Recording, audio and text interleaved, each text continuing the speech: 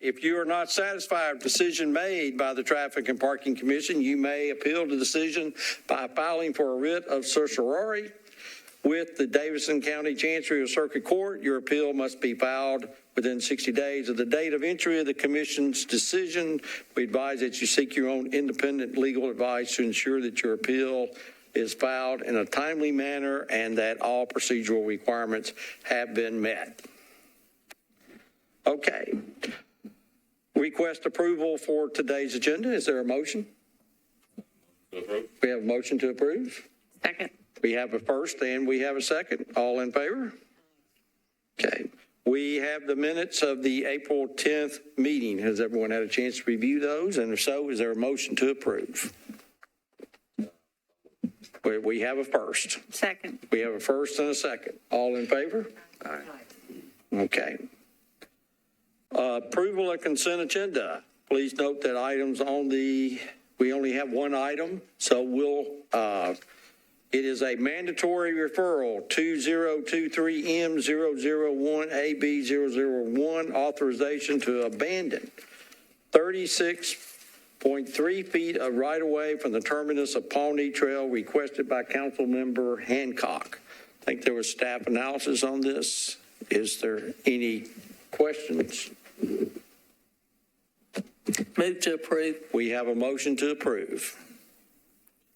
We have a second. Second. We have a first and a second. All in favor? Aye. Motion is approved. Okay. Regular agenda. Let's see. Councilmember Withers, welcome. Is there an item in particular that you're here for? Okay. Okay. Thank you. Just want to. Sure. Okay. Next item is 5.01, which is approval of a waiver of fees for permanent metered parking removal for up to 70 feet of curb space encompassing 3 existing metered parking spaces on the north side of West End Avenue between 24th Avenue North and 25th Avenue North. This is requested by KCI on behalf of Sinclair Development. Staff, you want to provide your analysis and discussion, please? Yeah, you can see at this location, actually, can you go to the first slide, Corby? Or, well, okay, go next. I'll keep telling you.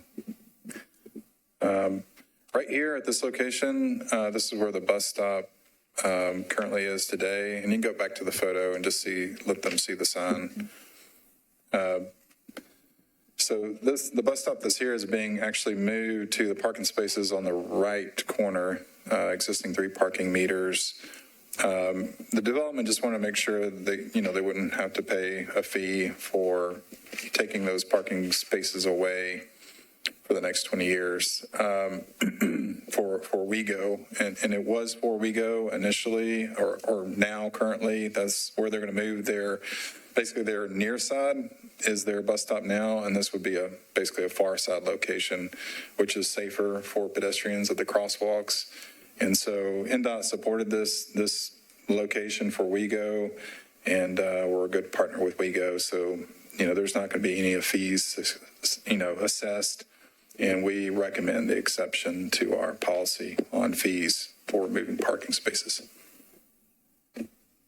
Yes, Mr. Freeze. Yeah, my name's Brad Freeze. I'm with the Nashville Department of Transportation. So I'm just adding on to what Jason said. So this was part of an SB approval process where we went, and as part of the conditions on the developer, they were required to add this WeGo stop here at this location, which they agreed to do so. So the department is in support of this. As you recall, I believe it was 3 or 4 meetings ago, we set a policy for the waiver of metered spaces that the developer would actually, if they were moving metered spaces, they would have to be required to pay for the lost revenue for those spaces being removed. So it didn't really, this one, that's why we're here before you asking for a waiver of that policy, because Metro is actually requiring them to move these spaces based on the placement of the bus stop. Any questions from, yes, Commissioner? Can you share with us the timeline? Are these meters going to stay up until the very last moment, or when do they come down and the bus stop comes? How's that going to configure? So they will stay until construction is actually starting and they have to be moved for construction. I believe that this development has already received its building permit and will be moving forward, but we will have them stay until the bus stop is actually applied there. Until the bus stop is up? That's correct. Okay. So as soon as they start, then they would be able to take them down, but the bus stop's going to be there before? The bus stop is planned as part of the development, so when they're building their development, it will be built as part of that. So during the construction of the development, it will be added. So Does that make sense? Yes. So Okay. just for calls, so so that's going to go away. Those spots will go away as soon as construction stops, and it could be a year, realistically, before the WeGo station. No. So the shelter is required to be built as part of the development, so it will be put in place by the developer. They're actually building the stop, so there won't be a gap like you're saying, but it'll be there where the metered spaces will be out there and available or removed, but not be available until that. There won't be a gap, is what I'm saying. Does that make sense? Go ahead. Go ahead. If I may clarify, so generally, in the WeGo bus stop's going to stay in place as it is during construction. So there is not a current WeGo bus stop there. Okay. As part of the SP for this project, they were required to build a bus stop. So so that's what they're conditioned to do for the developer. So as part of that condition, when they are building this development, they will be building the bus stop in there, and then that's when the spaces will be removed to build the bus stop, and then it will operate as a bus stop in the future. I'm Andrew Smith, an engineer with NDOT. Corby, can you go back to the last slide? There's something I would like to point out. Nope, not that one. Yes, right there. See where that says WeGo bus stop at the bottom of that slide? That's in front of Homewood Suites. That's already built. That's where the bus stop's going to go. So the construction contractor for that development in yellow will be doing the work to relocate that bus stop. And it's not necessarily tied to the construction schedule for that overall development because Homewood Suites already exists. But that, the meters will stay there until the bus stop goes in. But whether that bus stop is constructed near the beginning of construction of the site or near the end, we don't know what their exact schedule is. But the meters will stay there until the bus stop goes in. Mm-hmm. Is that sidewalk being shut down for the duration of construction? They will have to get our approval for a closure. They'll have to go through the right-of-way permitting process for encroachment to be on the right-of-way. So we have not received a permit for a closure of that yet. But if they are intending to close it for more than 7 days, they'll have to go through the process, go through the multimodal access closure committee to actually obtain that. And to do so, they'll have to show how they're diverting, signing, subject to our approval, how they're handling pedestrian movement in that and around their job site. So until that happens, these meters will stay in place? That's correct. So then to add on to that, the bus stop, if they're redoing the right-of-way work, it won't go until towards the end of construction then? If they were redoing, when they're actually starting work, they would not get approval until they're submitted for their right-of-way encroachment. So they submit for their permit request to close a sidewalk or close a lane. That's when they would actually go through that process.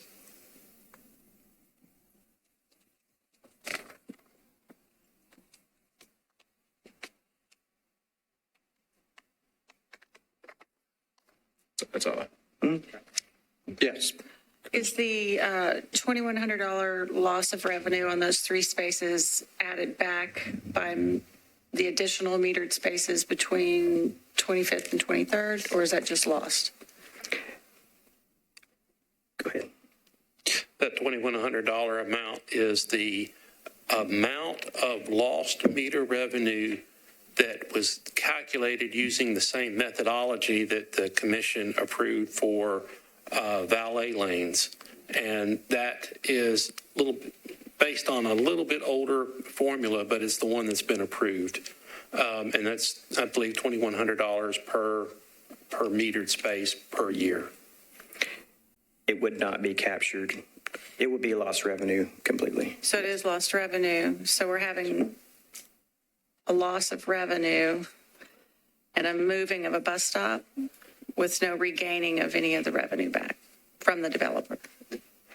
That's what the waiver's for, right? That is what the waiver is for, correct? Yes. Waiver is for, since they were required per Metro through the SP process to build the bus stop at that location and remove the meters. That's what the waiver is. That's what we're actually requiring. That's why we are required to come before you at traffic and parking to request a waiver. And I think it was originally for safety reasons that they wanted to locate it on the far side of an intersection instead of on the near side, where you'd not have the obstruction of the left turn sight line. So Correct. And we try to do that and work with WEGO on that. I'd also like to remind the commission that a couple of months ago, the commission approved new meters to be located. Can you go back one more slide? The commission approved new meters on Elliston Place on the other side of this development and also down 25th. So there are far more than the 3 meters that are being lost. There's much more than that have been added here within the past couple of months. Okay, well, that helps me because it's not just a complete loss of revenue because we've also done this other thing, right? Okay, thank you. Any other questions? No, I've kind of answered all my questions I had. Okay. All right. Okay. Does anyone want to entertain a motion?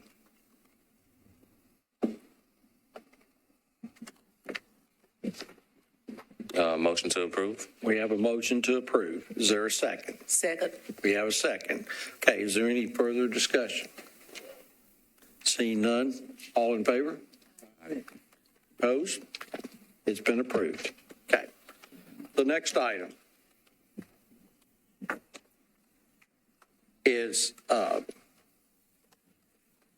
think we'll do 502, 5.02, and 5.03. We'll discuss those together because they're kind of related. So 5.02 is an authorization to reduce the posted speed limit from 35 miles per hour to 30 miles per hour on Trousdale Drive from Blackman Road to Broadwell Drive, requested by Councilmember Johnston. And 5.03 is an authorization to reduce posted speed limit from 35 miles per hour to 30 miles per hour on Blackman Road from Trousdale Drive to Edmondson Pike, also requested by Councilmember Johnston. So we'll vote separately, but we'll kind of discuss them together because my understanding is they're related because they're adjacent streets or intersections. Yeah. So to get started, we have policies on setting speed limits throughout Davidson County, and those policies involve a lot of metrics and traffic volumes, crashes, speed. I would say primarily we look at speed. The 85th percentile is calculated along with the 50th percentile is calculated. As far as nationally, the 85th speed is typically the one that is used to set the speed limit on a road, and not to get too technical, but in the staff analysis, you can look and see the 85th on both of these routes were right around 40 miles an hour. I think, Trousdale was, 40, and then Blackman was,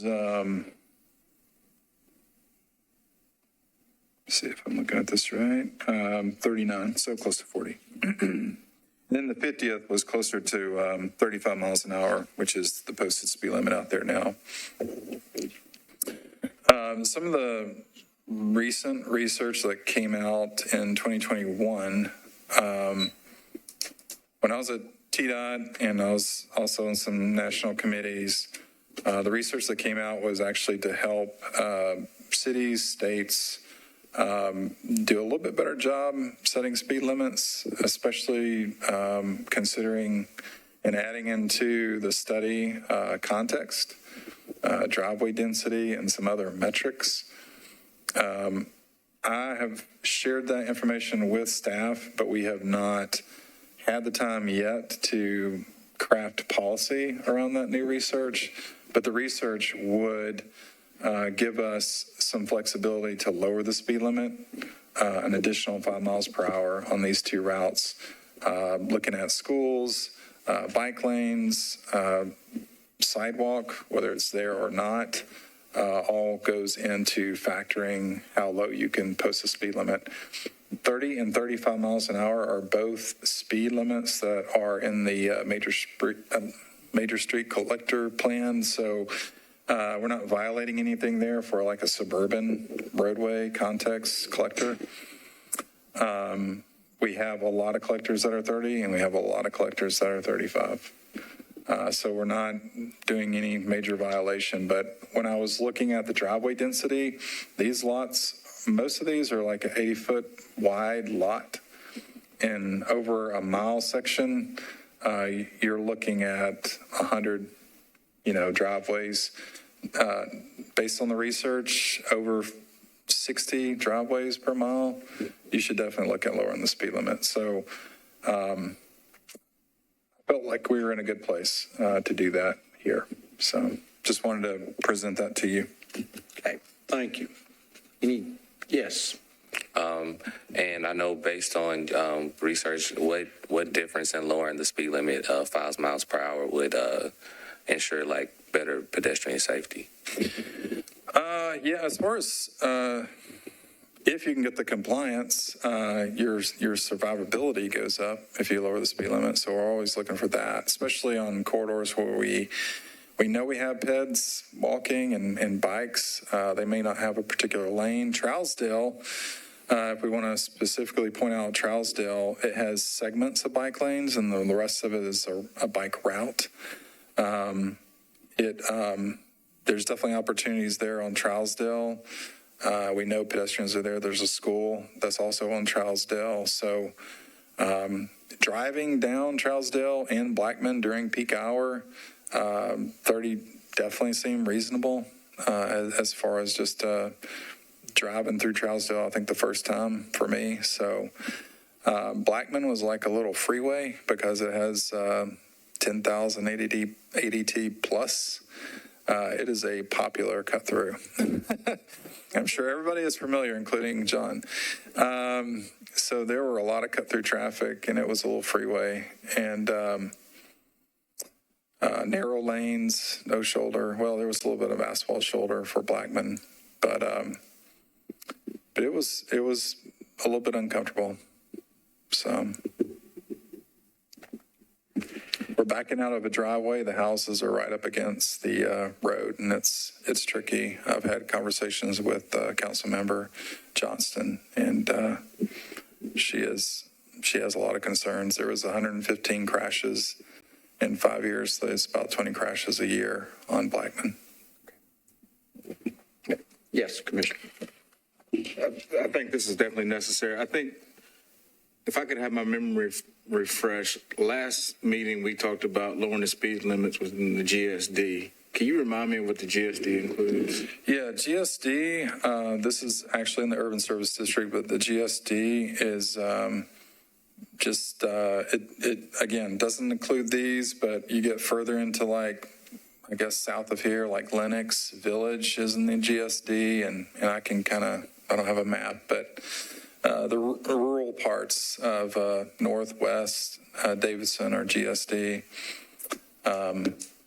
But we did see a benefit in lowering the speeds in those locations. The USD, when we did that before, about a year and a half ago, we saw like a 3.5 mile per hour reduction throughout Davidson. So just by changing the speed limit. So it was encouraging to see. Yeah, I guess my curiosity is just tied to why not 25 instead of 30, but I guess it's just the area.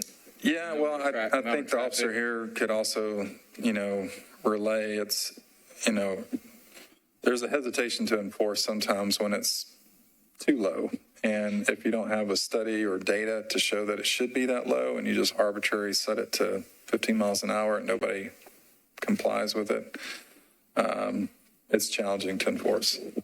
And refresh the commission, what type of streets are Blackman and Trousdale? And then the streets that absolutely, we were yeah. talking about, 25 mile per hour, I think are different. Yeah. For the major collector street plan, this was, both were suburban collectors, residential, streets. The range for those streets is 30 to 35 as part of that plan for the ADT and context. And I was just looking throughout Davidson, it's a mix. I'm actually doing an audit of all of the street speed limits, collector, arterial, just to kind of see where we are. I'm already looking at the Pikes. They're a total disaster.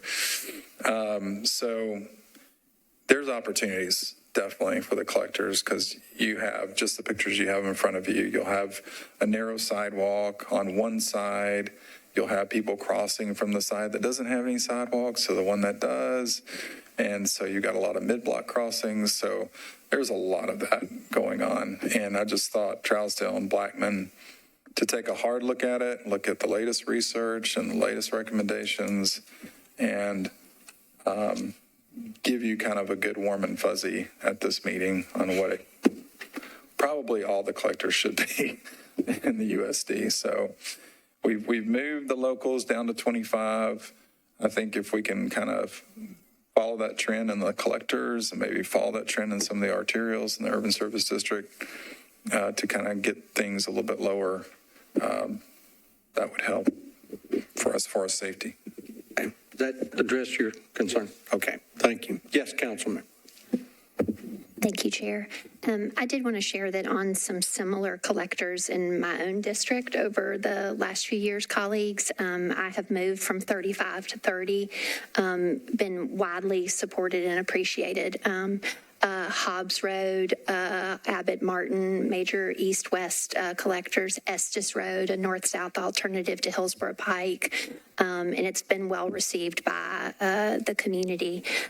Chair, I did want to pose a question to staff as to availability or, lane width and sort of, 30 feeling right, so to speak. Sometimes we have these straight roads, Chair, that, just straight shot. Sometimes you drop to 30, doesn't really kind of feel like 30.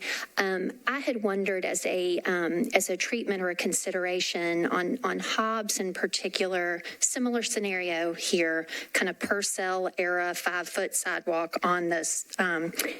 Is there an opportunity from a striping perspective, just as a visual cue to drivers to sort of narrow the perception of the lane and in fact give pedestrians a kind of better buffered feeling along the sidewalk? I see that as an opportunity when some people have concerns about straight shot roads, Chair, that maybe 30 isn't going to feel right and people are going to continue to go 35 anyway. I wonder if a edge line treatment adjacent to the sidewalk to give a little bit of a buffer and narrow the lane is something that we are considering on a case-by-case basis, or is that good practice? Would that work here? That is a really good question. I think a lot of times most agencies do not put a stripe if there's like a curb and gutter setting, and you'll notice that driving around. Curb and gutter is typically not an edge line. I'm not opposed to that. I think as we're looking at that in the traffic calming program projects that we have to try to narrow if we have an issue. I think the biggest thing is establishing, hey, there's speeding, and this is something that we can do to kind of make it feel a little bit uncomfortable for the driver.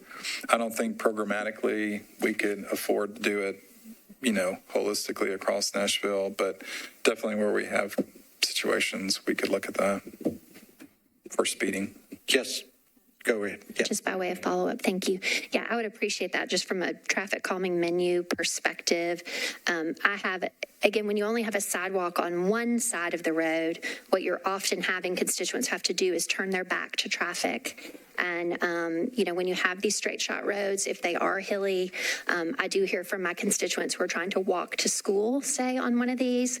That is a harrowing experience with young children in tow. And I think whatever we can do to, narrow the lane for the driver and create, don't want folks to have a false sense of security. You still need to pay attention, sadly, to the traffic behind you. But I would welcome if we could make sure that's kind of on the menu for these type situations. Thank you. Yes, Move to approve. I'm moving on recommendation 5.02. Is that correct? We're doing two votes. Okay. Make approval to authorize the new 30 miles per hour posted speed limit on Trousdale Drive from Blackman Road to Broadwell Drive. Okay. And that 30, we're doing 35 to 30. Correct. So we have a motion. Is there a second? We have a first and a second. All right. Any further discussion? Seeing none, all in favor? Any opposed? Okay, that's been approved. Do we have a motion on 5.03?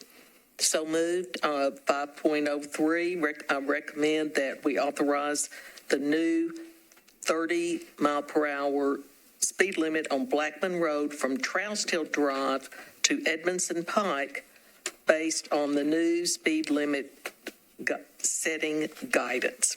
Okay. All right, we have a motion. Is there a second? We have a second. Is there any further discussion? Seeing none, all in favor? Motion. It has been approved. Okay, thank you. Okay. The next item is a draft policy discussion for residential parking permits. I know the council member Withers is here to listen. Okay. You have any concerns you want to express, please feel free. All right, staff. Yeah, let's switch this around. I think, The director is coming. Yeah. Okay, all right. There's Let's wait, then we'll go. Item 6.02 is request for an extension of the Connect Downtown curb moratorium. I'm going to skip all the way down to 701. Okay. Because Diana's name is on both for the director. Okay. All right. The food truck pilot program. Sorry. Is there a food truck here? For an afternoon snack. Okay. None? Okay. Staff. All right. Just to get started, we have a pilot food truck program that has been around since 2011. There were some regulations brought before the commission. I think there was a request or decision to just, hey, let's test this out. And you can see from just what's in front of you right now, this is one website. There's others, but usually Nashville lands within the top 10 different places. I think it helps that Nashville is a popular place to visit, but also there seems to be, some excitement around the food trucks. And to give parks credit, they also permit food trucks in the parks and private lots, and also Metro does it with our public streets. But most of those articles typically refer to our guidance that's online. So it seems to be, in my mind, to be a fairly successful program so far. We have a new website that we can go to, but I just wanted to show you, we have guidelines on the website.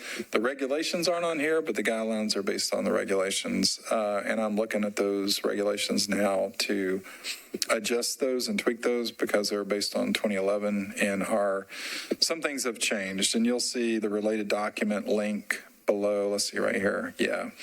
Like the mobile food vendor authorized zones, which I may even look at for some other programs that we have. There are certain streets that you can have a food truck on. Typically, the guidance is in the draft regulation to be located 150 feet from another restaurant or another food establishment, so that they're not stealing or competition-wise. So, but you'll see these various locations. I think there might be First Ave may have been removed because of an issue with a new restaurant that came in, but we're gonna update this. But I just wanted to kind of get this in front of you. I'd like to move the pilot program into a more of a permanent program for Nashville, and I will be presenting later this summer updated regulations for that. So I just want to give you a preview and also give you an opportunity to ask any questions that you may have as far as the program. I have not heard anything negative, neither has permitting staff. I think the fees are like $55. That's fairly cheap and economical to get started into the food truck business in Nashville. I think we have, using our right-of-way, I think we have 12 food truck companies right now, or 15 different owners that are permitted. Any questions for staff? Yes, Councilman. Thank you, Chair. So 55 is the permit annually? This is the fee right now. I think we were doing 6-month windows, but we have recently just switched to a 2-month window. I'm not sure the background for that, but the fee is $55. I guess that would just be my question. Per month, Yeah. seasonal, Yeah. monthly, just kind of looking at, what Yeah, I think it was just a way to kind of keep up with folks a little bit better and just like, hey, you need to come back to us, more frequently. Right. And I think always these permitting processes, colleagues I see from the council side, they provide kind of a touch point for staff. So when you do update the regs or that kind of stuff, if you've got folks permitted, it's not so much about, making the permit a high cost. It's just they're easy to get to just say, hey, we've changed this or we changed that. Okay. I guess I appreciate that we're moving away kind of from the perpetual pilot. But do you anticipate, Mr. Oldham,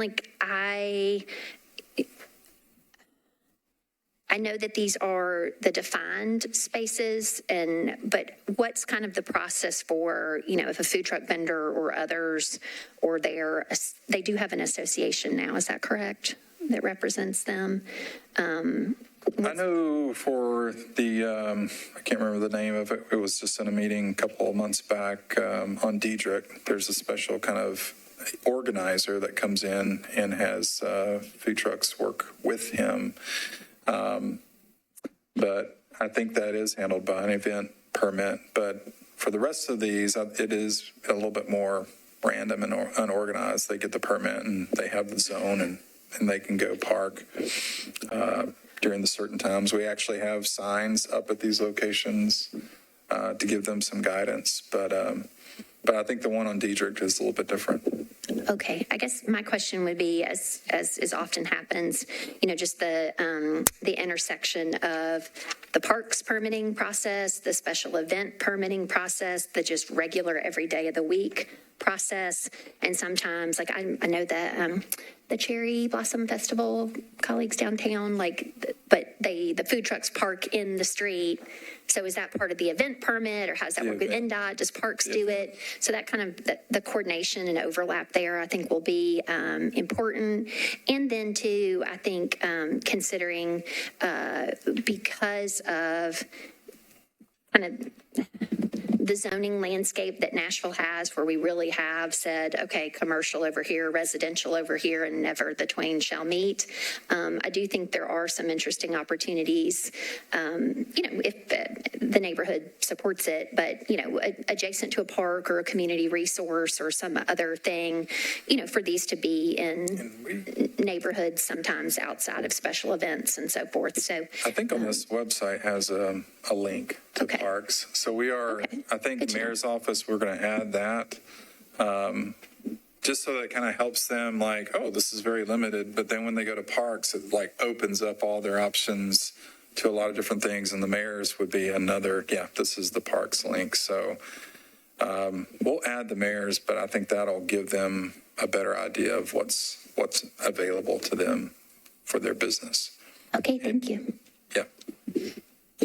But this is just an FYI, and there might have been another new business item. Sarah Lee, did you have?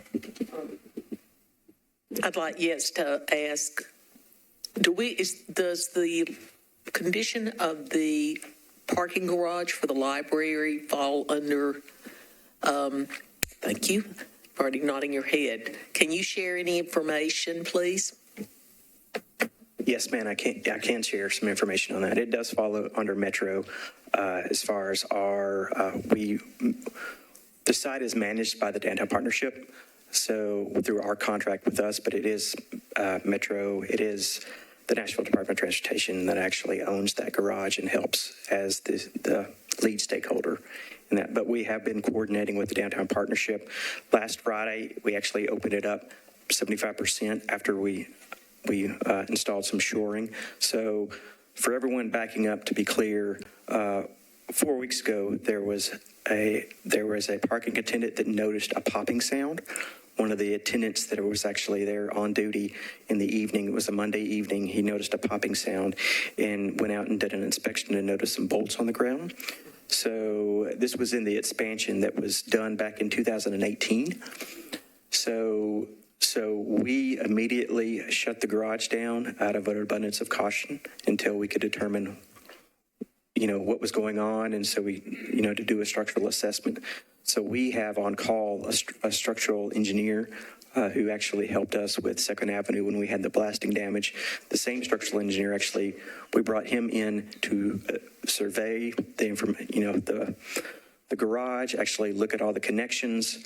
We additionally have brought in a third-party engineer and consultant firm to do some forensic analysis to determine failure cause. And then at that same time, we had multiple parallel efforts. At that same time, we contracted through an emergency contract with a shoring company. So the shoring company came out and we devised a shoring plan working with the original engineer of record. So the engineering of record came and actually helped us, and we developed a shoring plan based on what we have evaluated out there to take care of the expansion portion of the garage. That is the 5th and 6th floor. So shoring was put out there on the 5th and 6th floor that allowed us to open it up safely to the public around just under 1,000 spaces. So the expansion garage has around just over 300 spaces. So currently we have 300 spaces closed in the expansion garage, but at that same time we are developing both in parallel. We have two parallel efforts. We have an effort going on to determine the root failure cause, but also the fix. So the permanent shoring, the permanent bracing that will be installed to fix the garage permanently. So we don't want to wait, to determine. You could do months and months of analysis to determine what the true failure cause is, and a lot of structural modeling. We don't want to wait for that modeling before we actually come up with a permanent fix and repair. So that's what we're currently doing right now. Yes. I noticed that a couple of the spots where the food trucks can be located were metered spaces. Is there a charge for that traditionally, or will that be part of the plan going forward? No, and I think it's actually supposed to be loading zones. So if it is in a meter space, we need to just go back and check. And I think some of these we do need to go back and check. Yes, Councilman. Mr. Breeze, my questions actually were about the parking garage, if we may. Can you remind me when the 5th and 6th floor expansions happened, with whom we contracted to be the engineer for that, and what are the commitments or liabilities from a design perspective, in insurance wise. So we're now incurring these costs of emergency shoring and assessment. And how are we going to recoup that cost if it is indeed? So I appreciate, not wanting to spend, front end time. We need to shore it up and make it safe. But also, the assessment cost for why it happened, recouping that assessment cost and recouping the shoring cost, because, if this is an engineering failure, I don't think it should be on the city to do this. So can you speak to that, please? I can. So the garage was expanded in 2018. So that's when the date of the expansion occurred. The engineering of record is with Grissom Smith and Partners. So they were the engineering firm. The contractor is Messer Construction. So Messer Construction, who built the expansion garage. So right now we are in close coordination with Metro Legal, talking about that and talking about the liability as far as that in the future. That's why we're gathering and doing the forensic analysis to gather as much information on the root cause to determine. I mean, it could be a lot of things. It could be the original design, but it could be some construction deficiencies or some inspection deficiencies during the construction. So there's a lot of things that we're talking about with regard to that, and we're in close coordination with Metro Legal. Yes. Can I ask then, all of the publicly owned garages, so we're fortunate that attendant was there at the time to hear the pop and assess what happened. What sort of pattern or rotation are we on, and do we do that ourselves? Do we contract that? But assets like parking garages, how frequently are those being inspected? What is best practice in that regard? I do have some concern over time as vehicles are becoming more and more heavy, and your F-150 is the most popular vehicle in America, and now they're electric F-150s, which are much heavier. I do wonder about the implications for those for parking garage assets. So can you speak to that, please? Yes, I can. So we are on a 5-year rotation period for inspections right now. This has obviously made us think quite a bit about our inspection rotations, and we're in addition to the work that we're doing on this garage, we're actually doing a broader inspection for that garage. But our typical practice is a 5-year inspection rotation. We do contract that out to engineering consultant to do those inspections. So yes, that is something that we're thinking of programmatically. And did I answer all your questions? I think I did. What was your? Yeah, I think so. I just, right, that you're maybe evaluating whether or not in light of this, do we want to do that more frequently or just budget for that? Or And so your last, I recall some of your last questions is vehicles are getting heavier in there. So yes, we understand, battery powered vehicles are sometimes often as heavy or sometimes a little bit heavier than standard vehicles. So we are constantly thinking about that in our designs and the safety factors that exist in the current designs of those projects. So, but yes, inspection, I will say this. Now that we have the shoring in place for the Metro garage now for the 5th and 6th floors, we are doing daily inspection of that. So we can make sure we don't have any other. All right. The voice of God coming through the radio. Yeah, but we are doing continuous inspections daily on their walkthrough inspections where we're looking at the connections and making sure we still, we're still secure there with the safety. I have a question. Yes. Sir, who maintains the annual operating budget for that? And then also, is there a capital asset budget, sometimes maybe referred to as a reserve study, done with long-term capital So projections and expenditures? Understand. So operationally, we contract with the Downtown Partnership. They have the contract to manage the operations of that garage. They actually they submit annual reports on the operations of all the facilities so we actually are going to be bringing them before you to update on their contract. They actually are going to come before you, and then hopefully maybe in the next traffic and parking meeting on the agenda to actually update you on their contract. So yes, as far as capital expenses on that, that is part of the revenue, that we do collect revenue from that garage, so we do plan to use revenue as part of capital expansions and improvements and maintenance of those facilities. Is that set aside in a separate Yes, it is. budget fund It is. so that it's not an unfunded liability to the city? That's correct. Okay. Because there are, elevators, there's all kinds of things with various life cycles. Okay, thank you. We'll look forward to those reports. And do you, off the top of your head, know when those contracts expire? Because we have two garages, right? There's one in the. That's one correct. At the courthouse? The courthouse garage. I think we just expanded the contract, extended. It expires in December. But we did it. We just had an extension last year, I believe, of that contract period for a year. Yeah. Thank you. Any other questions by commissioners? I actually have one back to the food trucks. Yes, go right ahead. It said wastewater discharge as required. Could you explain that a little bit, just for understanding? If you scroll up some on the page. Wastewater discharge agreement as required. Yeah, I'm not sure what triggers that. I'm not over the permitting for it per se, but I can have people in the room when I bring back more information, and I can have them prepared to answer that.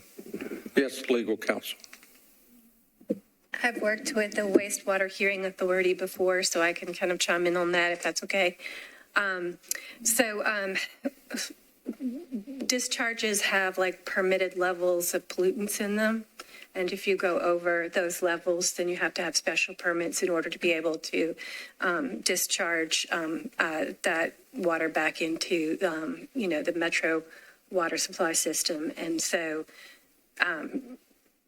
businesses that do that are required to go through water services and the wastewater hearing authority to get that permission. They should know who they are.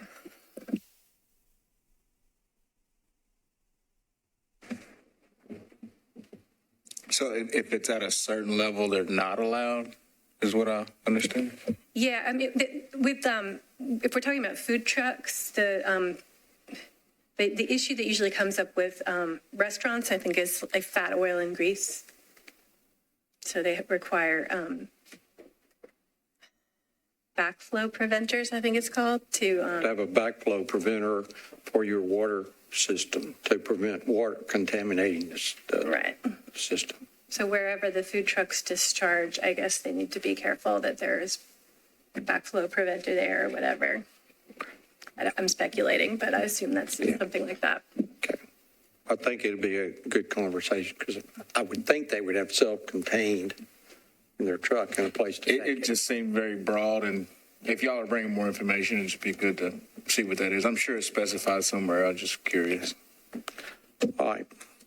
Are there any more questions concerning parking structures or food trucks? Okay. Not, the director has arrived. Sorry about that. Okay. No, things happen. All right. We're going to discuss the residential parking permit, and as you may have seen, Councilmember Withers is here. Hi, sir. Particularly interested in this subject. So. In a good way or a bad way, sir? So this is brought before you for conversation. We're not asking for you to pass it. We want to be able to have a conversation. I believe you have two policies in front of you. One was a policy that really kind of followed what our current practice was. And then the next policy just puts a little bit more meat to it. And that was actually sent out last Friday. So again, this is just for conversation. Basically, right now, the Desire Street must be NDOT, an NDOT accepted road, so we can't license or permit a private road. So obviously, but we want to just make sure that is spelled out. The application must be sponsored by the district council representative, so the council member must actually support the the RPP program. We also want to make sure that 70% of the homeowners, and they must be homeowners and taxpayers. must sign and provide the homeowner documentation, which is part of the application process they would go through. Once the application is completed, we'll have NDOT engineering check it, because we do have policies that we've brought before y'all about parking on the street and making sure there's a certain distance so that a fire truck can safely get through if there is parking allowed, whether it's on both sides, one side, whatever. So that engineering will be brought in for that conversation as well. We will actually then define the range of when we're going to restrict or make it only available for residential parking. We are going to do that by using our license plate recognition, going through and observing folks that are parking on the street, how long they're parking, if they live in the area, if they don't live in the area. Because of course, you know, as you are aware of now, council did a while back passed a no parking minimum requirement. And so therefore, a lot of businesses are popping up and they're not meeting the parking requirements. So we do want to make sure that the overflow is happening in the neighborhoods, but we also want to make sure that they're not there at late nights where it's disruptive to the homeowner. We want to make sure they're not leaving trash. We want to make sure that they're not doing promiscuous activities or anything like this. And I say that because unfortunately my experience has been that it becomes a quality of life issue. So we put that in there to make sure that it doesn't become a quality of life issue for the residents. But we also do not want to restrict the ability for businesses to have success as well. We also, TNP will bring the applications before y'all for consideration. The residents within the set approved location will complete the application, of course. We are saying 2 permits per residence. Now, what's not in here, and I need to make sure that I have the conversation with the board, is how to handle guests and visitors. So for example, if a service truck is coming to mow someone's grass or the cleaning woman's coming to clean, we would allow for that parking to happen for up to 2 hours without a permit. But if they exceed the 2 hours, we would actually then ticket them if they're in a designated time frame of the permit. And we are feeling like a lot of the residential parking permits are going to be more toward the evening than so much during the day. So really not expecting a cleaning person or someone to be mowing their lawn in the evening, but during the day, we want to be fair and make sure those services can be provided. But I actually had this question brought up at a residential parking permit meeting I was having with the community, and one particular woman set up, and she goes, "Look, I take care of my mom. I have a nurse that comes in every day. How do I get a residential parking permit for her?" And so we may want to discuss in a little bit more detail about 2 per family, because some people do have other situations, and we want to make sure we take care of that. And again, the spaces on the road are first come, first available. We're not designating it. We're not reserving any of the spaces. And we would like to raise the fee from $10 to $30 annually for the residential parking permit program. So that is what is before you today for conversation. And then we'll clean that up and bring it back to y'all for consideration and passing at the next meeting. Thank you. Thank you. Yes, Commissioner, then we'll go to you. Has Metro ever thought about, like, people who are mowing yards actually pulling into the driveway of the people whose yards they're mowing? I mean, I was thinking pedestrian safety, driving around this stuff. Do you all know if that's ever come up in the legal history of that? Well, yes and no. It has come up when they're hindering or blocking the road, or they're parked at the corner and it's unsafe and it's not passable. Then we are out ticketing, but it's more from a safety perspective. We do ask that if there's an opportunity to use the alleyway or someone's driveway, but a lot of these folks that are using the parking on street really do not have driveways or alleyways for consideration. So for example, the community that I was meeting with was actually, I had a chance to tour it. They had like the 4 corners of an intersection that actually had kind of opened up some small businesses and restaurants and stuff. And it was affecting their quality of life, but when we put the residential parking permit in place, but their development, their homes were built with no driveways. So it was built for on-street parking. And we're not doing that anymore right now when new development's coming through, but in the past that was a practice. So we have to be considerate of that. So some areas we do ask, and then there's some areas where they just have no choice but except for on-street parking. Another question, follow up then. If they're being built without driveways, is there like an alley in the back where people can pull in and park, like they're pulling into a garage? So we do require it now. So when any house, a single-family home or commercials coming forward, we do require it in today's zoning. So development that's happening in today's time is required to provide that service on their own private property. So a driveway, be able to pull in and we do try to encourage out of the alley versus the front. But also, and we do push for that. But we do unfortunately have some areas that have been developed in the past where they did use the street as their parking for their neighborhood or for their home.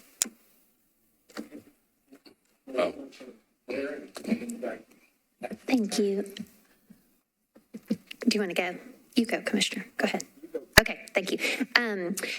So I guess my question comes, I was over in East Nashville in a little Red-Headed Stranger and Folk and the new Asian restaurant over there, but really nice intersection of a lot of variety of housing and, just thinking like, it'd be great to live over here. Also understanding, these are restaurants that are very popular and what the implications of that are for adjacent residential. And so I wonder kind of the balance between, individual applicants and then recognizing that in historic or older neighborhoods, often we have these convergences or these, little mini business districts, if you will, and sort of proactively planning those, recognizing like restaurant.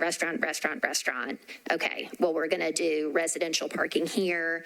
But obviously you want to have that touch point, as we talked about earlier, with permitting to know this is this individual person. So how do you kind of marry the individual request versus an area that NDOT understands is sort of obviously where this is going to be problematic? Is that just in coordination with the council member knowing this is a node or an area that we need to address holistically versus individually?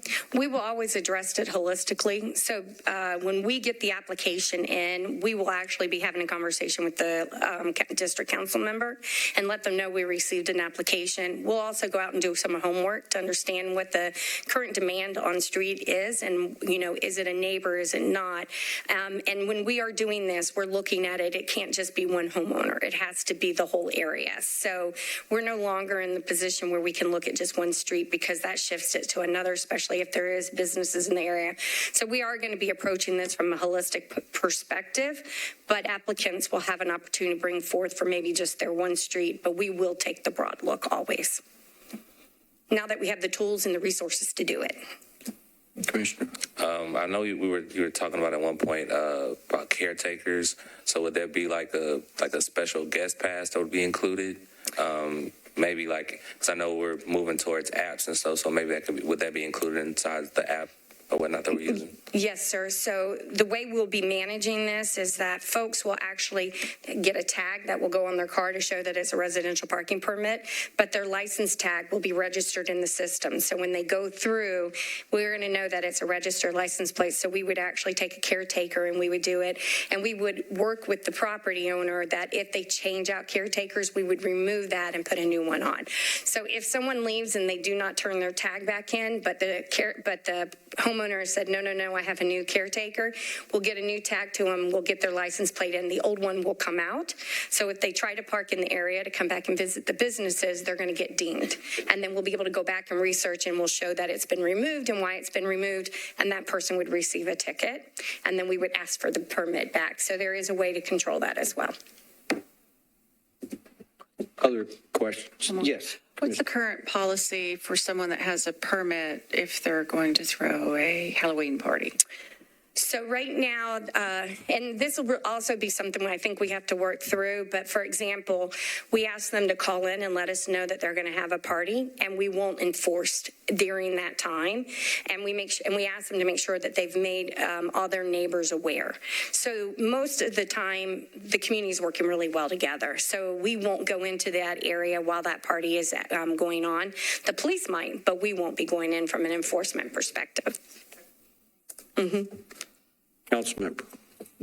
And can I just ask from a fee study perspective, as far as, staff time and the level of enforcement that is needed? I mean, as you kind of articulate, caregiver, return the pass, get the thing, license plate, I kind of think in my head, staff time, and again, we've funded into that. I know we're moving in a new direction, but will you be able to kind of present some level of analysis? Obviously, $10 annually was like, come on. But, should it be 35? Should it be 42? Should it be 30? Like, will you all do a fee study specific to the anticipated time? Or can you kind of speak to how that works? Or I know you want to see kind of how it goes and make an assessment from that. But can you speak to that, please? So my experience has taught me, so for example, I have had residential parking permit costs be anywhere from $25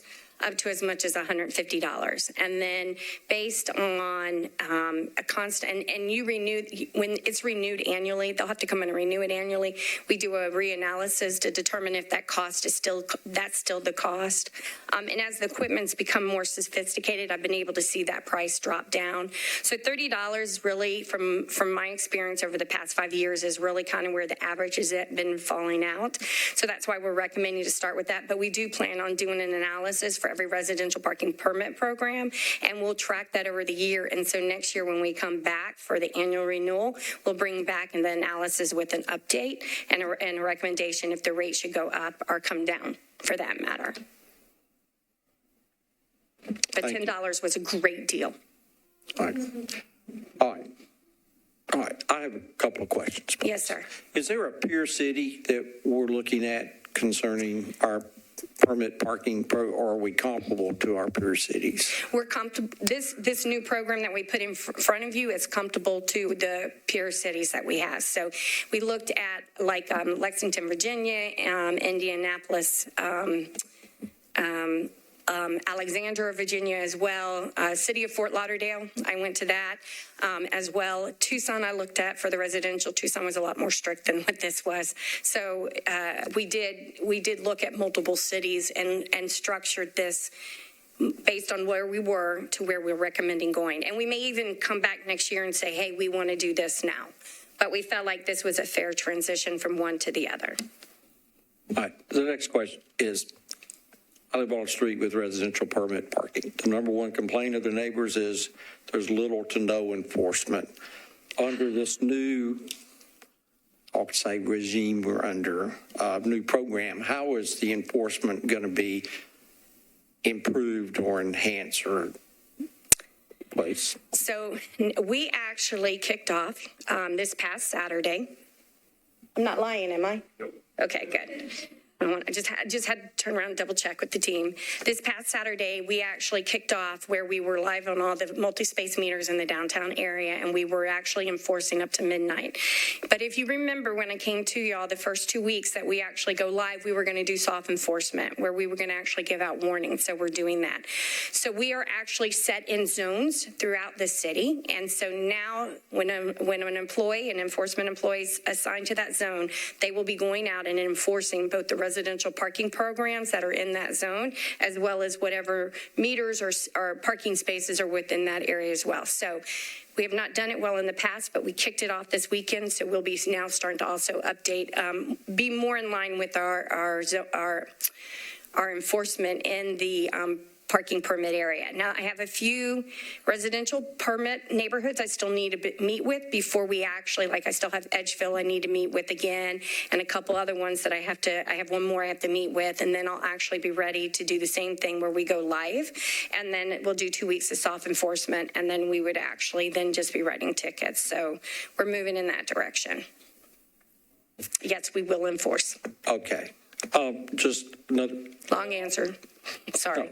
So would all current residential permit parking zones kind of be rolled into the new program, or is there are we going to use this as an opportunity to reevaluate where we have permit parking to see whether it's still valid? I mean, So at this point, we are going to look at rolling all of it in. A lot of them are going to be coming up on renewal of their annual passes come July 1. $30 may not be something they're interested in doing, so we may see a fall off of the program, but we will be rolling everything into the new program. We'll be identifying the new rules and regulations with everyone, but we're not going to deny anyone who currently has a residential parking permit program. But we have found, as we've been reviewing some of these, some folks are not even using the program. But as we start doing a little bit better enforcement, especially where we know we have 2-hour parking limits, we may see there as a request, but then we'll have some guidelines to follow. Yes, Councilman. And can I ask, Chair, it's adjacent to, not quite residential, but there's sort of the convergence of where we have like the older meters that are still in place that haven't been transitioned out. I've heard just anecdotally, sometimes folks, they're illegible, or now that we are increasing our enforcement and being more intentional about it, whether for residential or our new things, I've just heard kind of anecdotally, honestly, just on social media, like I parked here, I couldn't even read the meter, then I got a ticket. In these transition times, when we have kind of residential, but the new Flowbird, but the new old meter, can you just share how you are addressing that, right? Like if somebody can validate, I literally could not read this meter, and recognizing okay, that's not one we're actually going to issue the ticket. Can you kind of speak to, implementing a new system, but also having a little bit of that flexibility in those transition times? So, Excuse me, just to piggyback, I suspect that's an issue with residential permit parking where the signage is very irregular and people are unclear if a street is or is not. And so I think just to piggyback on your question, I think just this overall how we're going to do rolling out of signage so that people are aware there's particular zones, whether it's valet, permit, paid, et cetera. So we have been updating all the signage, especially in the downtown area. So where we've gone live on the meters, we've actually removed the single space meters. So those two shouldn't be crossing over. We have not started on the west end, and we are still using the single space meters. But again, once we start, now that we're wrapped up in the downtown area, we're going to be focusing on the Gulch and Sobro, and then we'll be moving over to the west end. So as we're rolling that out, we're putting brand new signs up. So as we're going in and activating the residential parking permit program, we're also putting up new signage as well. So as we're moving through the city and the different parts of the city, if we need to upgrade the valet signage, if we need to upgrade the residential parking signage, whatever it is, we're actually taking care of that as part of the process of rolling out the new thing, the new enforcement practices. Okay. Yes, Councilman. And then just to build on that with Councilman Withers here and other colleagues, I know, I understand it's somewhat iterative as you get questions from the community, then you realize, oh, we need to have this on the website. That's a typical question. We're going to update that. But just kind of making sure we're all on the same song sheet sometimes, right? Because as you move through a transition, how it used to be and how it is now, and oh, my neighbor told me this and that. So I always feel like it's really incumbent on the council member to know kind of where we are, what exactly we're doing. And so I know there's a lot of us, but, whether it be the website, often I know as council members, we literally are just going to y'all's website or the department and pulling that boilerplate text and putting it in a newsletter or sending it in a reply to a constituent. And so I just want to ask, I acknowledge that it's iterative and we're improving and improving, but we're just making sure that our messaging that's online is Yes, ma'am. up to date so that council members can be consistent in their communication. Yes, ma'am. We actually updated the website on Friday to reflect what would be going live on Saturday morning. Councilmember Withers, do you have anything you want to add to? We appreciate your presence. Oh, I did good then. Very much. Good. Okay. Any other comments, questions on this subject? Okay. All right. Thank you. No problem. Just real quick, Mr. Chair, is the council comfortable with me maybe striking out 2 per residence and then put in there, maybe leave it 2 per residence or additional if necessary due to healthcare services or something along that line, just to be protective of it? Yes. Yes. I think so, give yourself some flexibility, whatever that additional permit might be, to give yourself some Will do. flexibility. Yeah. Thank you. I appreciate that. Okay. Thank y'all very much. I appreciate All your right. time. The next item that is the extension of the Connect Downtown curb moratorium, and I think, Director, you're up for this one too. Please. Did you go to Taylor Swift last night? No, I did not. I was avoiding the traffic last night, but I was in it on Saturday. And that was deliberate. I was down here to see what was going on as the Taylor Swift concert was going on. So as we brought back before you, we were the Connect Downtown. We are at the point where we are actually going back and doing stakeholder review of some of the findings and asking the questions based on the findings. Where do you want your transportation, your transit priorities? Where do you want your mobility priorities? Where do you want your loading and unloading priorities? And those were the top three things that we heard from the community that they wanted us to address. And so that's really what we kind of focused in on. And there were some other things we focused in on, such as where do you want your parking and stuff. So we've left it very open. So we've been doing that stakeholder engagement, and we really have stopped a little bit and paused. I don't want to say paused. We stopped, and we're taking more time for that community engagement, because it's really important at this point for us to get it right.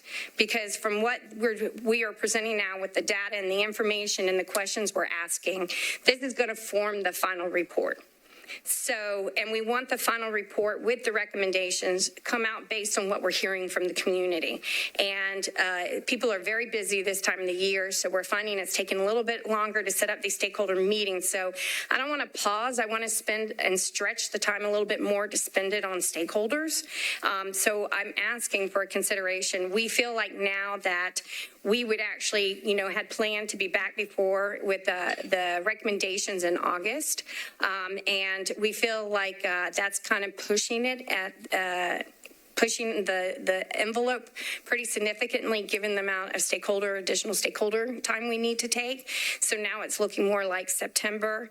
And I want to give myself a little bit of breathing room, because in September, as you're aware, I'll have some new council members that I'll have to bring them up to speed on what Connect Downtown was and everything. So I'm asking if this commission would consider continuing the moratorium at least through September 30th of this year. And then we should be really ready to go. And so that's my request for today. Do we need a motion? Or We would need a motion. I move for to that. extend thho September, October, September. We should be ready by September.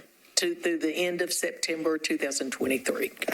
Is there a second for that? Then there's a second to a motion. We can have discussion. Is there a second? Doesn't look like there's a second yet. I think we want to have some discussion. Questions, comments? Yes, I Councilman. guess, Chair, if I may, to your point about there being a new council versus the current council, the extent to which there are policy recommendations, the cycle to codify that, whether by resolution or reading ordinance. I mean, I think that has been, a concern of this council somewhat, in that, with all the kind of volatility and plans change and all the studies and everything, that, you kind of have a cohort of council members that have been very focused on multimodal policy, parking policy, and so forth. And I hope that will continue. I hope that's just issues that have been through Walk Back Nashville and others, just kind of elevated in the awareness of people who run for elected office.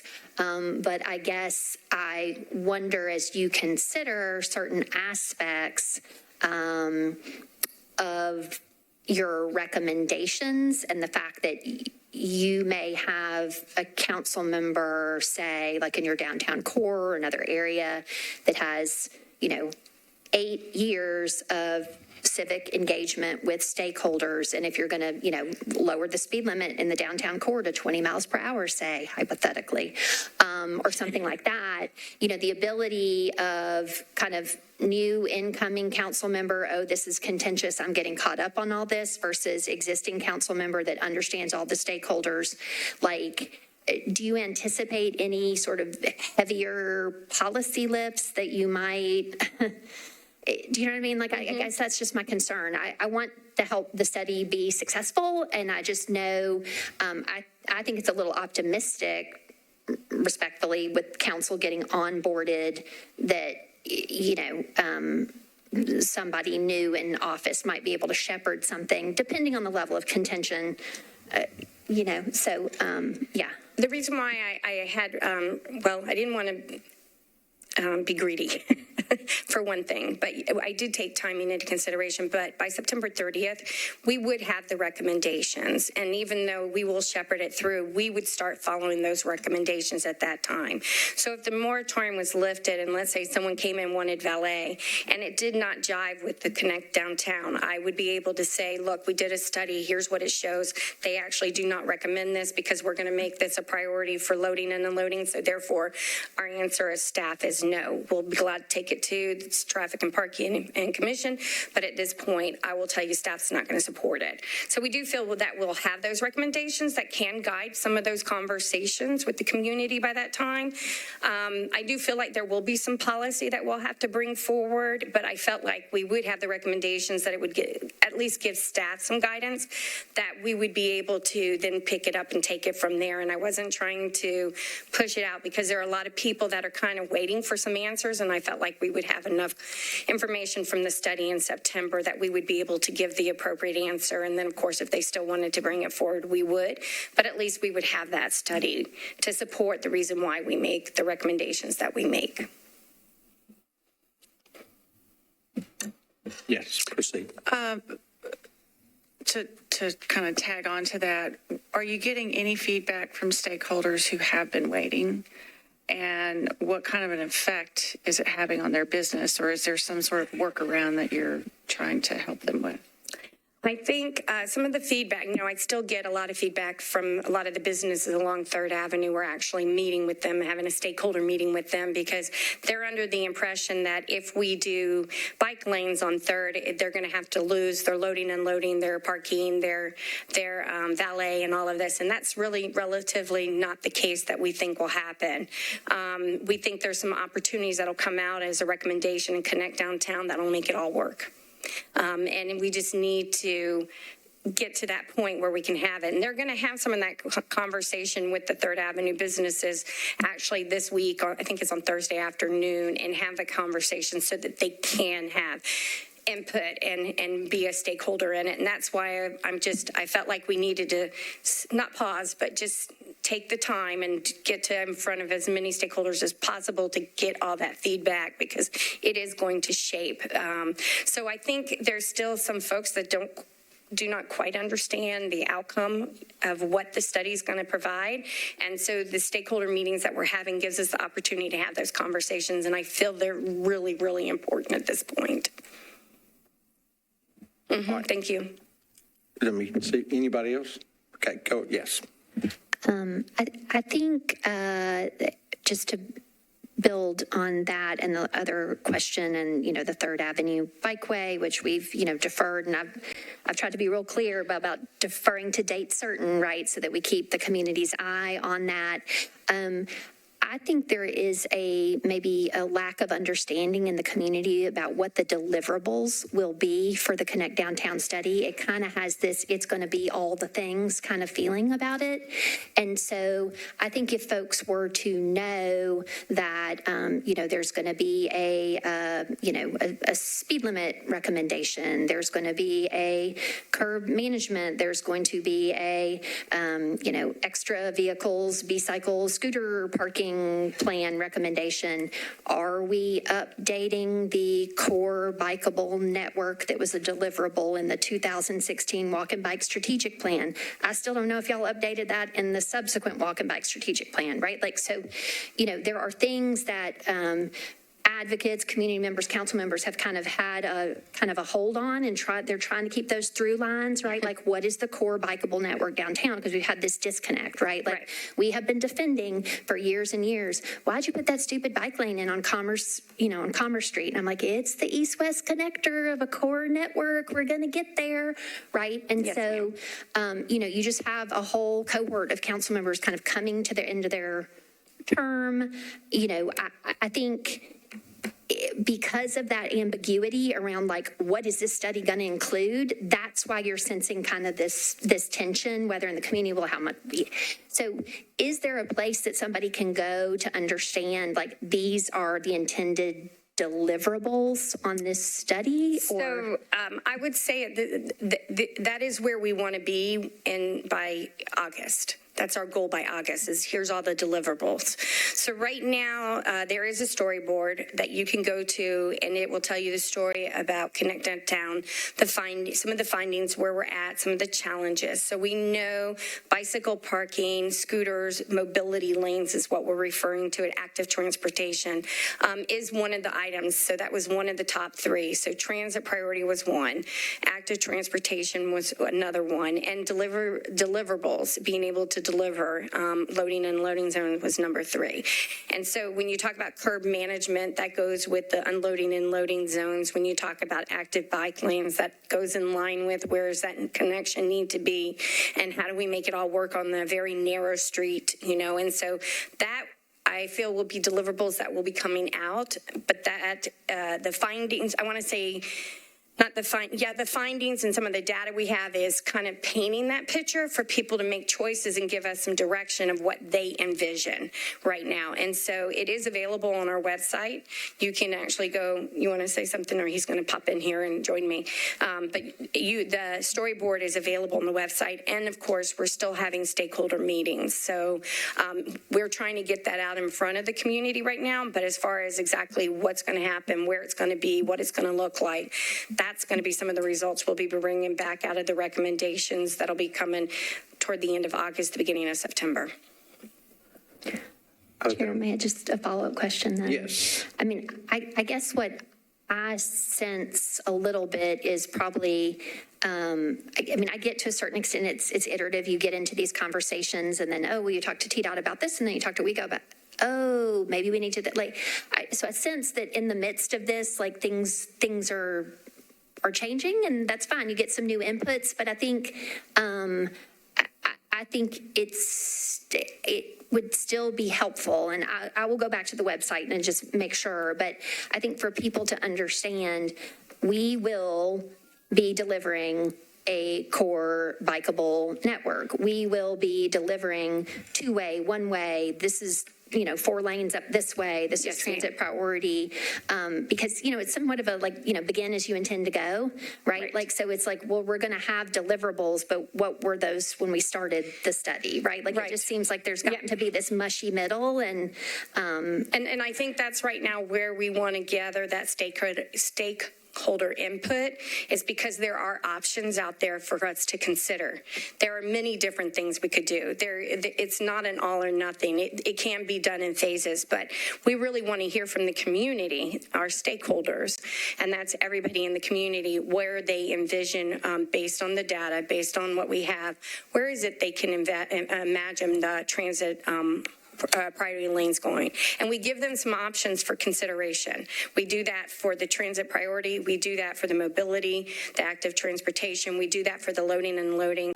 And they have the opportunity to throw other things in it as well. So again, we focused in on the top 3 initiatives that came out of it, what were the big issues that we heard from the first round of stakeholder meetings. We focused in on that, really collected the data, understood where the traffic's flowing today, what we could do.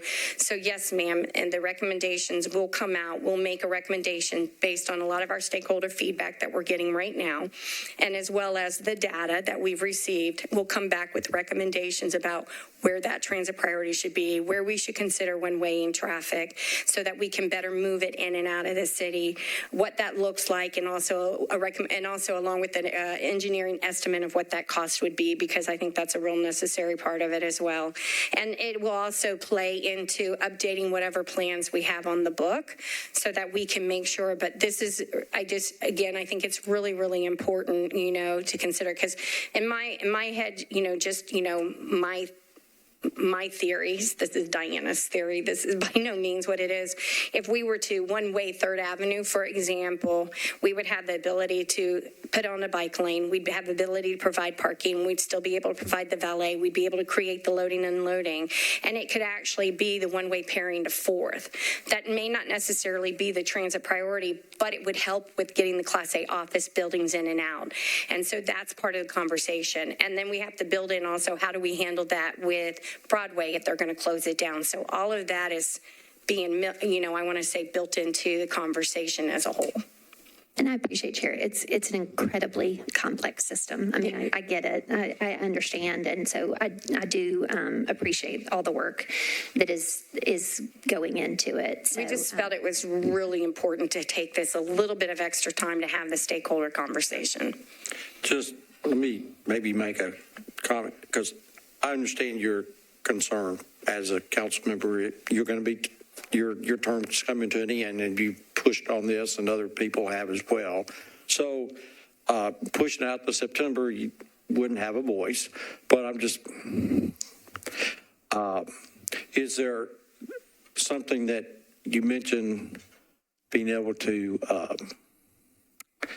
bring forth maybe in August what these, we'll use the phrase, deliverables would be, so that there's some sense of what kind of input is, what further information can you bring to alleviate the concern that's been raised? I would love if you would all allow us, we could bring you what we're engaging our stakeholders right now in. And there's some really great information, and it would allow for y'all to be engaged in that conversation with us now. We could actually do a quick presentation at the next meeting and kind of bring that all to you versus looking at the storyboard and tell that story to y'all, and even get some feedback from you based on that. And I would love to bring that to you at the next meeting. All right. I'm just wondering, do we need to make a motion that would have some additional timelines or steps in it that more I would just like that. I mean, I think that would help, if you look at since for us, it would help to, when we come with these extensions for new members and some people that haven't been around as long, to explain kind of what we're extending.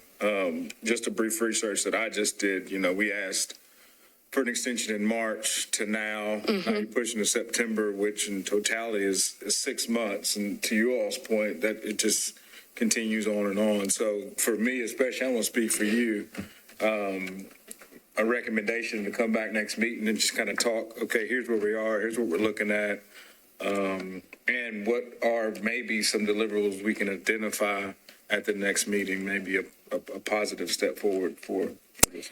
I don't think I'll have deliverables ready, but I think you'll get a good idea of what some of the deliverables will look like out of the storyboard that we would share with y'all.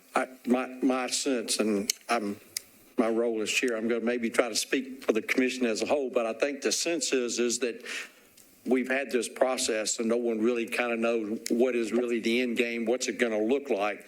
And I'm just going to speak, having been on the commission for too long. The sense is that most everything downtown's been done very piecemeal, and it's almost, I'm going to use a phrase, someone comes here, they win, and then the person walks out has lost. And I mean, there's still, I think we're trying to get to a point to where we feel like we've created a win-win. So I think if we could sense more what we're going to see, I think that's what the commission is looking for. I'm more than happy. How can we get that? Do I need to withdraw my motion that we didn't get a second on, or just the motion fails? The motion just died. Okay. So how about if we bring in the presentation to y'all at the next commission meeting, and we'll present to you where we are with Connect Downtown, and share with you some of the conversations that we do know and we do have, and then we'll get your feedback on that. And then if you would please, just in case let's just say on June 1st, I do get someone who walks in and asks for something on the right of way, y'all would just take that into consideration, given that we're still in this in-between flux. And so, and I do apologize. We had every intention of having this done, but we have been wanted to be extremely thorough. This is touching a lot of folks, and we do have a lot of partners that are with this. So we are having like regular meetings on a monthly basis with TDOT and WeGo and us, and as well as Downtown Partnership to make sure that we're all in agreement. And we've had a few disagreements, so we've had to kind of step back and as a partnership decide, is this really the right approach or do we? And that's based on every partner bringing something. So we've made those adjustments as we've been going through this whole study to make sure that we're capturing every partner's needs and wants so that the end game we get the best product. And so it's kind of stretched the time out a little bit longer than we wanted, but I will argue with everyone that it was well worth it, and I think we did this one right so far. So, Commissioners, comes back next month, we have a further presentation, and then I think then would be more the appropriate time to entertain whatever the motion is. Are you comfortable with that, council member? Yes, I was going to suggest maybe a revised motion that hopefully meets your need, because I'm not sure where your deadline is now, but my suggestion was going to be to extend the curb moratorium to like a date certain, like July 1, or I know that's sometimes a transition year for Metro, with a report to this commission at the June meeting. And then I think we would be amenable at the June meeting to taking up the extension that you proposed for August and September. But I think what I'm sensing, and you've articulated, Chair, is that we're not comfortable pushing it that far out because we want to see a little bit more tangibly kind of where it is, and just kind of continue to put down, respecting the bigger process, a few more will thresholds, because from an accountability perspective, what we get as commissioners is kind of like, what's the connect downtown? Why do they keep extending? Right. And so it's difficult for us to be able to articulate that in the community. So I guess my revised. Make a motion. Okay. And you all give me feedback if it doesn't meet your needs. So my proposal, Chair, would be to extend the Connect Downtown associated moratorium to July 1st. That would be perfect. With the condition that you are reporting to the commission at the June meeting on Connect Downtown and the feasibility or the need to continue further. Yes. Thank you. All right, we have a motion. Is there a second to that motion? Second. We have a second to that motion. Any further discussion of that motion? Okay. All in favor? Any opposed? All right. Thank you. No, thank y'all All right. very much. I've got one last item. I just want to more brainstorm. I'm curious about who regulates alleys. Are they under the Traffic and Parking Commission, or because this is where I'm coming from? What? Cats and dogs. Cats and dogs. Well, this is kind of where I'm coming with, in my business, one of the things I've noticed, lots of real estate development takes place where alleys are being utilized as ingress and egress points for developments. And there becomes issues of speed, safety, et cetera. And then alleyways connect into streets where we have bike lanes, et cetera, but visibility is an issue, et cetera. And it seems like alleys are somewhat of a orphan child, maybe to use a phrase, in the traffic and parking world. But, I've had people bring up issues of speeding down alleys, et cetera. They seem to be service points, export. They're not really function for just strictly garbage pickup or someone to park their car in a driveway. It looks like in many cases they're used as a street. Right. So pardon my long rambling discussion. No. You start and then I'm going to pick up. Right. So I would view those as part of our street network, the alleys. And when we view that way, when we go through mandatory referral processes, we submit our opinion on that, but it also goes through planning, goes through Metro PD, goes through Metro Fire. to see what connectivity is there and what we could be losing as far as Metro with the loss of that when those are seeking abandonment. So I view those as part of our street network, and I would think that they would fall under traffic and parking. To any changes or any regulation with regard to that alley would come before traffic and parking. And so I will tell you that as new development is coming online, Chairman Green, planning is pushing for the alley to be used to access people's homes. Also, larger commercial buildings are being asked to access stuff from the alleyways as well. That way we're not creating conflicts along the roadway with the bicycle network or the pedestrian network. So we are asking, and that's really what it should be. I think many folks know, a lot of our alleys are not actually paved very well. And it is deliberately kind of done that way so that traffic will not move fast. But if there is a particular alleyway that we feel is not being respected, we certainly can look at it, observe it, and then come up with a recommendation on what we need to do with it and bring it before this board before we put it into place.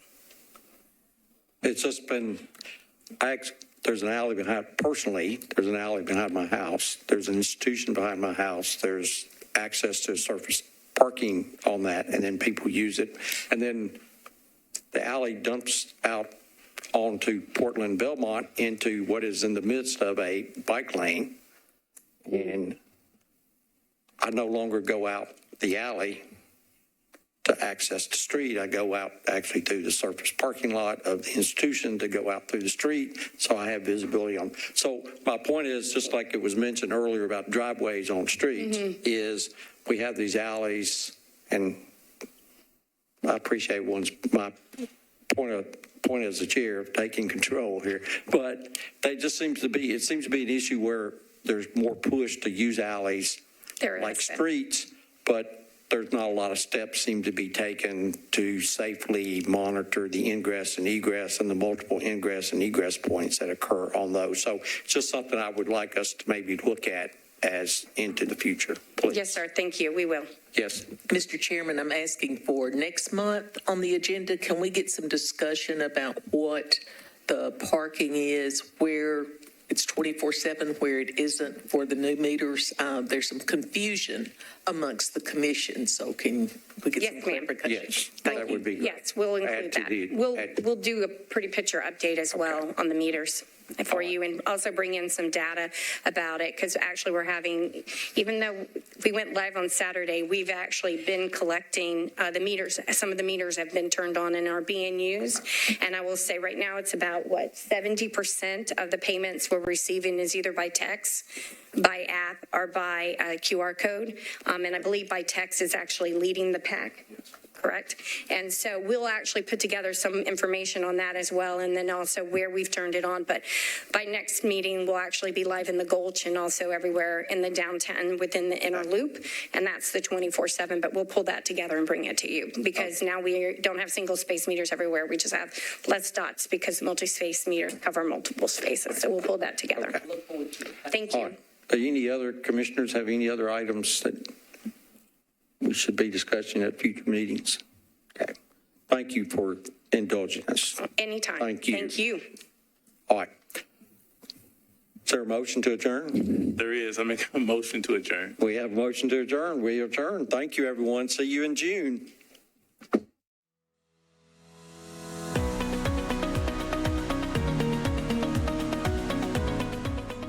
This has been a service of the Metro Nashville Network.